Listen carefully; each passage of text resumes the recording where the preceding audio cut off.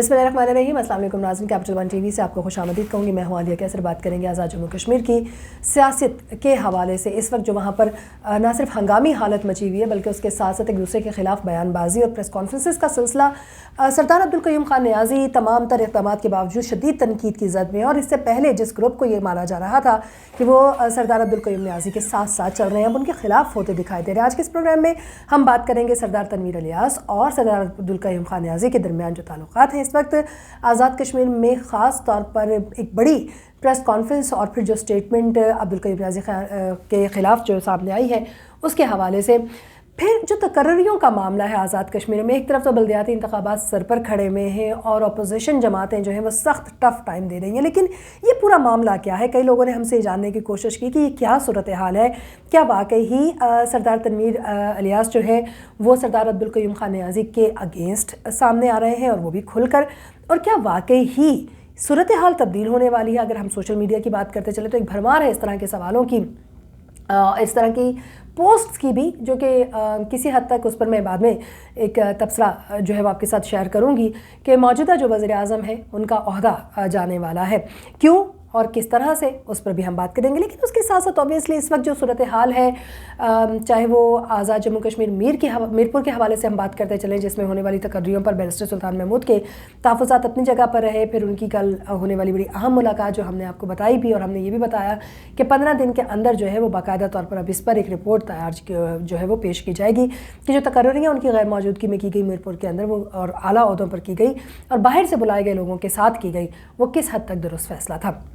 दूसरी तरफ तकर्रियों के मामले में सरदार तनवीर इलियास भी पीछे नहीं हटे और वस्ती बाग में उन्होंने स्वाबदीदी ओहदे जो है वो तकसीम किए हैं, उनके हवाले से हम आपको आगाह करेंगे। लेकिन प्रोग्राम का आगाज़ हम करेंगे उस प्रेस कॉन्फ्रेंस से जो काफ़ी ज़्यादा गर्दिश भी कर रही है, जो बहुत ज़्यादा बातचीत में भी है, जिसके ऊपर एक बार फिर से सरदार अब्दुल क़य्यूम खान नियाज़ी और उनका जो ग्रुप है, उनके जो सपोर्टर्स हैं, जो वज़रा हैं, उनकी तरफ से बड़ा सख्त स्टेटमेंट सामने आया। और उनका कहना यह है कि इस बात की वजाहत की जाए कि किसके कहने पर जो है ये प्रेस कॉन्फ्रेंस की गई और मीडिया से इस तरह की गुफ्तगू की गई है।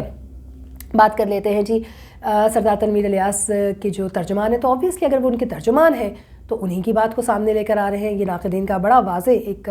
पैगाम है। उनका कहना ये है कि ये सूरत हाल रही तो वाकई बड़ा मुश्किल हो जाएगा पाकिस्तान तहरीक इंसाफ के लिए, वो यूनिटी का पैगाम जो वो अपना दिखाना चाहते हैं उसको लेकर आगे बढ़ना। अब बात कर लेते हैं जी इम्तियाज़ ताहिर के हवाले से, जिन्होंने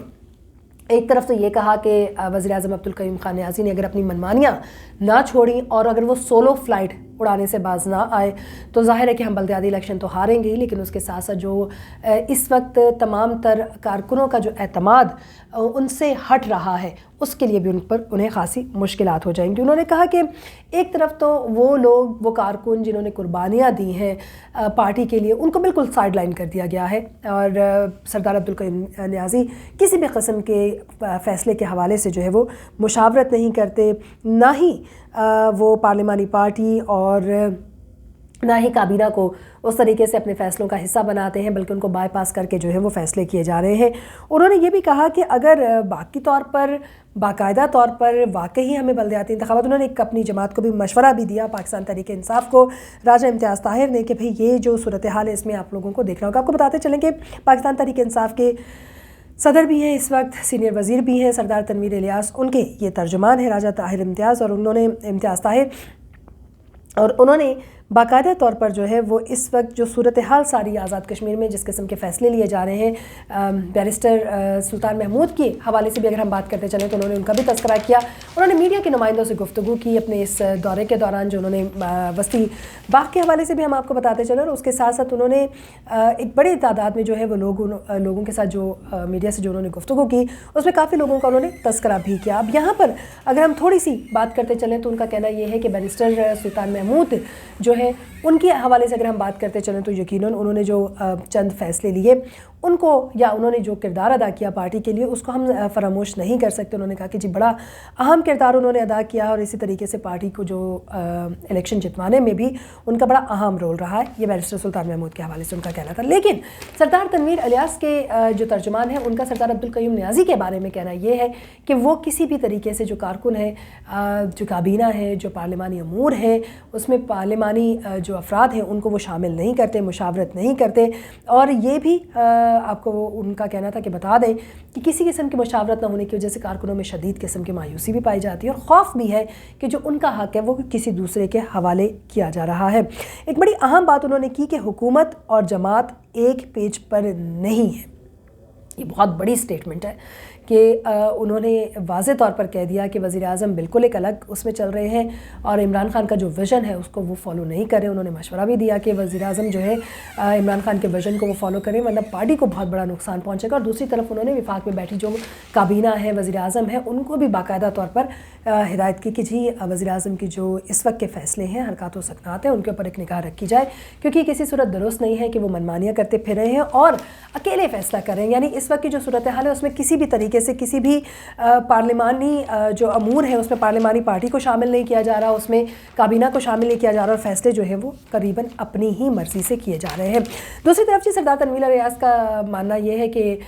لوگ جو ہیں ان تک اقتدار کی منتقلی کے لیے بلدیاتی انتخابات کا ہونا تو ایک اپنی جگہ پر فیکٹ ہے، لیکن اس سے پہلے انہوں نے صوابدیدی عہدوں پر بلا تخصیص تقرریاں کی ہیں جس کی وجہ سے ایک بڑے پیمانے پر لوگ جو ہے ان کے اس اقدام کو سراہ بھی رہے ہیں۔ لیکن اس موقع پر یہ تقرریاں کرنا جبکہ خود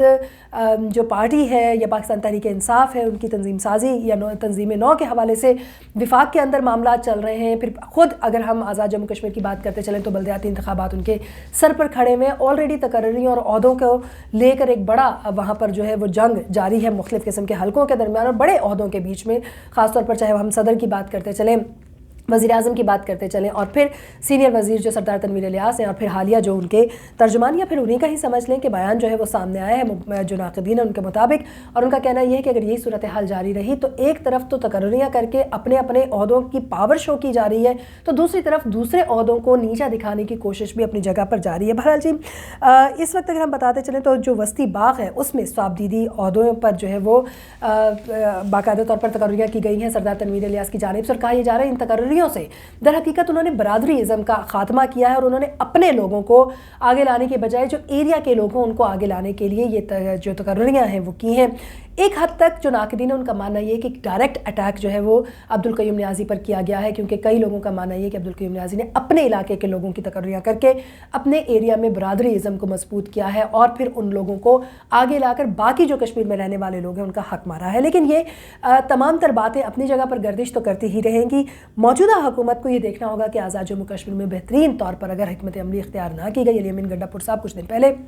وہاں پر موجود بھی رہے، انہوں نے بات بھی کی اور یہ بھی بات کی کہ بلدیاتی انتخابات میں عام بندے تک جو ہے وہ پاور جو ہے وہ منتقل کی جائے گی۔ ایک طرف تو کشمیر کونسل کے انتخابات کا اعلان کر دیا گیا ہے اور ہم نے آپ کو بتایا بھی کہ پولنگ جو ہے وہ 24 جنوری کو ہوگی، اس سے پہلے کا پورا شیڈول بھی آپ کے ساتھ ہم نے شیئر کیا۔ لیکن اگر ہم یہ بات کرتے چلیں کہ بلدیاتی انتخابات، کشمیر کونسل کے انتخابات، کشمیر کے اندر سیاسی معاملات اور پھر جو اعلیٰ عہدیداران ہیں ان کے درمیان چپکش، تو پی ٹی آئی کو یہ بھی دیکھنا ہوگا کہ پاکستان بھر میں جس طرح کے حالات رہے بلدیاتی انتخابات کے نتائج کے، کیا یہ تمام تر جو صورتحال اس کو افورڈ کیا جا سکتا ہے، اور کیا اگین جو کچھ حلقوں کی جانب سے آواز اٹھ رہی ہے کہ یہ جو پریس کانفرنس رہی سردار تنویر ریاض کے ترجمان کی جانب سے، کیا واقعی یہ